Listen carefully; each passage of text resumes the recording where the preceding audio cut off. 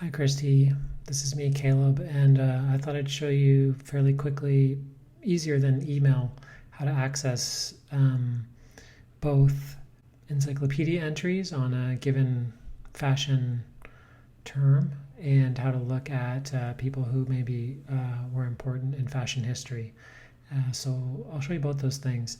If we're starting here at the library website, the first place I'll go to is I want to go to the database list because that's where the Bloomsbury stuff is. So I'm going to click on more options, and then I'm going to click on database list, and then from the list I'm going to choose the letter B, and then I'm going to click on Bloomsbury Fashion Central.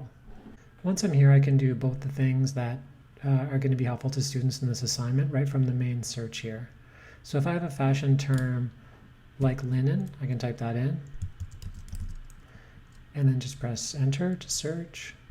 And what Bloomsbury's database is going to do is it's going to search across a bunch of their reference materials and also any academic ebooks they might have on linen. And they're also going to show me some pictures.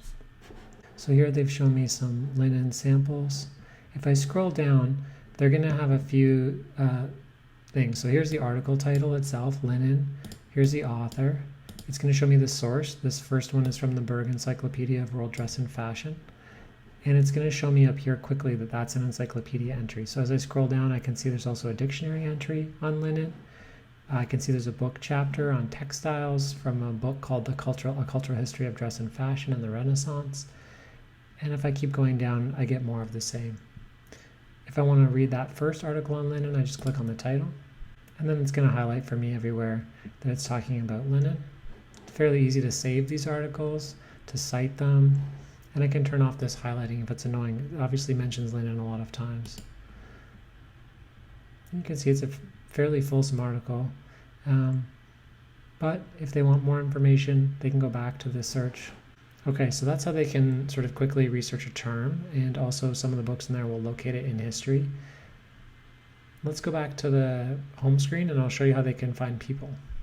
So instead of searching by name, which I could probably do, but it's hard to know what's covered in here and what's not. So I'm going to click on Browse, or just put my mouse over top of Browse, and then I'm going to click on People from here. And this is going to give me an alphabetical listing of a bunch of people from fashion history. If I want to look at someone like Coco Chanel, I'm going to have to expand this list under the letter C, and then I can click on her name from the list. And it's going to do the same thing now. It's going to look through their collection for anything that might be tagged Coco Chanel. So it's going to give me a sample of images that I could use, and then it's going to give me different articles about Coco Chanel. I can use that same technique to look at organizations and design houses as well. So now I'm seeing different design houses. I can see there's Chanel again. And now I'm getting different articles about Chanel at different points in history. So I got a lot more articles on the design house versus on the individual, but I think both could be useful to a student.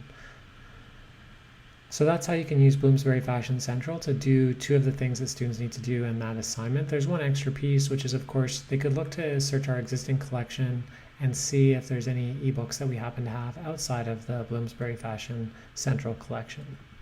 Okay, so back at the Humber Library's screen, I'm just going to type in Coco Chanel. The default for the library right now is to only search content that's online. So the first thing that comes up is an ebook about Chanel. So now they have a whole book they can source if they want, and then a few journal articles, other reference entries, things like that. If I want to narrow my search to just ebooks, I can do that.